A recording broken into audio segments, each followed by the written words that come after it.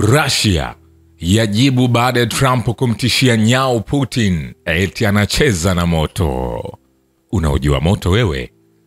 Rais wa Marekani Donald Trump ametoa matamshi ambayo yanaonekana kumtishia mwenzake wa Russia Vladimir Putin, ambapo amesema Putin anacheza na moto bila kufafanua nini hasa anamaanisha. Katika ujumbe kwenye jukwaa la The Social Trust siku ya Jumanne, Trump alidai kwamba kama isingelikuwa mimi, mambo mengi mabaya sana yangelikuwa tayari yameikumba Russia, na ninamaanisha mbaya sana. Rais wa Marekani aliongeza kuwa Putin anacheza na moto. Naibu mwenyekiti wa Baraza la Usalama la Shirikisho la Russia Dmitry Medvedev ametoa radimali yake kufuatia vitisho hivyo vya Trump, akisema vita vya tatu vya dunia pekee ndilo jambo baya sana. Katika siku za hivi karibuni, Trump amezidi kuikosoa Kremlin juu ya kile anachokiona kama ukosefu wa maendeleo katika mazungumzo ya amani kati ya Moscow na Kiev. Wiki iliyopita Trump na Putin walifanya mazungumzo kwa njia ya simu, ambapo walijadili njia za suluhu ya amani kwa mzozo wa Ukraine. Hii ni katika hali ambayo msemaji wa Kremlin Dmitry Peskov alisisitiza hivi karibuni kuwa hali ya mzozo wa Ukraine ni tata mno kiasi kwamba haiwezekani kupata mafanikio ya haraka kama vile Washington inavyotarajia. Trump, ambaye amekuwa akijitambulisha kama mpatanishi wa amani mara kwa mara, ametamka nia yake ya kukomesha umwagaji damu unaoendelea katika vita hivyo vya zaidi ya miaka mitatu ambavyo sasa serikali yake inavitazama kama vita kati ya Marekani na Urusi.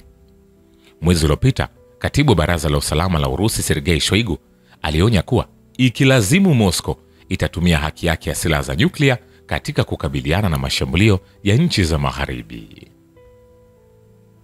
Vile mifumo ya ulinzi wa anga ya Urusi inaripotiwa kuzidungua zaidi ya droni 100 za Ukraine usiku wa kuamkia leo kwenye maeneo mbalimbali ya nchi hiyo, zikiwemo zile zinazoelekezwa kwenye mji mkuu wa Moscow. Kwa mujibu wa maafisa wa Urusi, mashambulizi hayo ni sawa na yale yaliyofanyika wiki iliyopita, ambapo pia Moscow na miji mingine ililengwa. Meya wa mji wa Moscow Sergei Sobyanin amesema kupitia mtandao wa Telegram kwamba vikosi vya Wizara ya Ulinzi vilidungua droni 27 zilizokuwa zikielekea mji mkuu huo wa Urusi. Mapema Wizara ya Ulinzi ilisema vikosi vyake ilizidungua droni 112 baina ya saa 3 na saa 6 usiku wa kuamkia leo.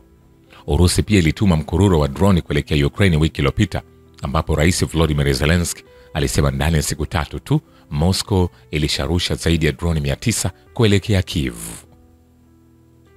Vile kwa kukomboa makazi ya Staraya Nikolaevka katika Jamhuri ya Watu Donetsk, vikosi vya Urusi vimekamilisha operation ya kukomesha uzingiriwaji wa eneo la Zerinsk, mji unaojulikana nchini Ukraine kama Toretsk.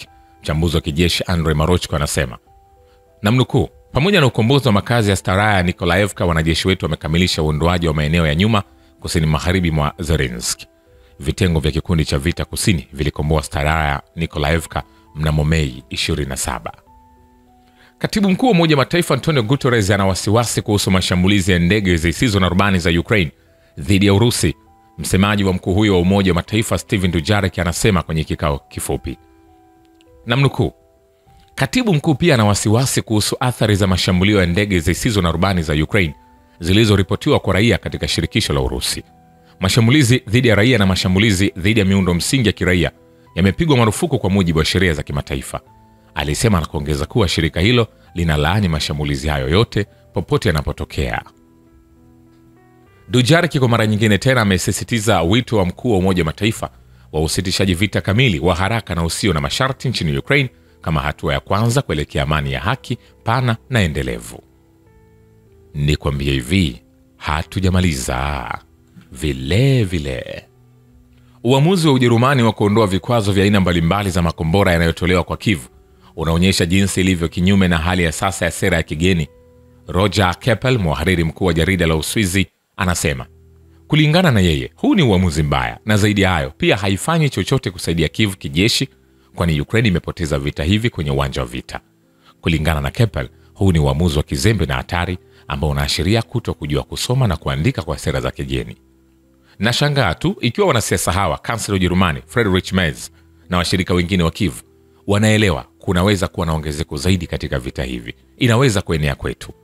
Kwa kufanya hivi, mwandishi huyo wa habari anasema nchi za Magharibi zinaibua nguvu ya nyuklia ambayo imepuuzwa kimakosa kwa miongo kadhaa na ambayo maslahi yake ya usalama wa taifa yameweza kukanyagwa. Nikwambie hivi, hatujamaliza. Vile vile, vikosi vya jeshi la Ukraine vimewaua zaidi ya raia 13,000 na kujeruhi zaidi ya 37,000 tangu 2014. Rodin Miroshnik, mjumbe maalum wa Wizara ya Mambo ya Nje ya Urusi kwa uhalifu wa serikali ya Kiev, anasema. Mwanadiplomasia huyo ameongeza kuwa jeshi la Ukraine limefyatua zaidi ya mabomu 270,000 kwenye vituo vya kiraia. Miroshnik pia alilinganisha Ukraine na uvimbe wa saratani ambao unaweza kukua tu kwa msaada wa magharibi. Ni kwambie hivi, hatujamaliza. Hayo yakiendelea, mara moja ulinzi wa anga umepunguza drone 42 juu ya manispaa 12 kwenye mkoa wa Moscow. Hakuna mtu aliyeripotiwa kujeruhiwa. Gavana mkoa huo Andrei Vorobyev anaandika kupitia Telegram. Hayo yakiendelea, waziri wa mambo ya nje wa Ujerumani Johann Wadephul, ambaye anaelekea ziarani nchini Marekani, ametoa wito wa pande hizo mbili kushirikiana dhidi ya kile alichosema ni mashambulizi ya Urusi kwa Ukraine. Akizungumza na waandishi wa habari kabla ya kupanda ndege mjini Berlin kuelekea Washington, Wadephul amesema ili kumfanya Rais Putin wa Urusi kuja kwenye meza ya mazungumzo, lazima Marekani na Ulaya ziongeze mbinyo wao kwa Kremlin.